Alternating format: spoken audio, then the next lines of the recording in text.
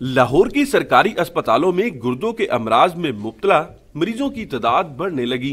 तिबी माहिरीन की राय में शुगर और ब्लड प्रेशर गुर्दों के अमराज की दो बुनियादी वजूहात हैं। मेन हमारे जो गुर्दे के अमराज की वजूहात हैं उनमें शुगर नंबर 1 है और फिर ब्लड प्रेशर आता है। और शुगर की कॉम्प्लिकेशंस की वजह से 20 से 30% जो अमराज होते हैं शुगर के, जो मरीज़ होते हैं, वो सब they end up in kidney failure या किडनी की प्रॉब्लम्स के साथ हो जाते हैं। तो सबसे पहले तो हमें शुगर के साथ डील करना है।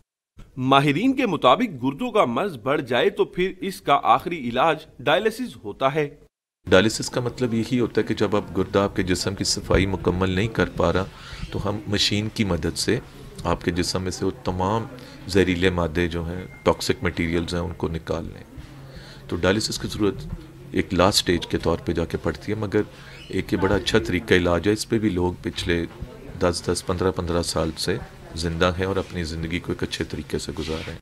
डॉक्टर्स ने गुर्दों के अमराज से बचने के लिए जिस्मानी सरगर्मियों में इजाफा करने की तजवीज़ दी है।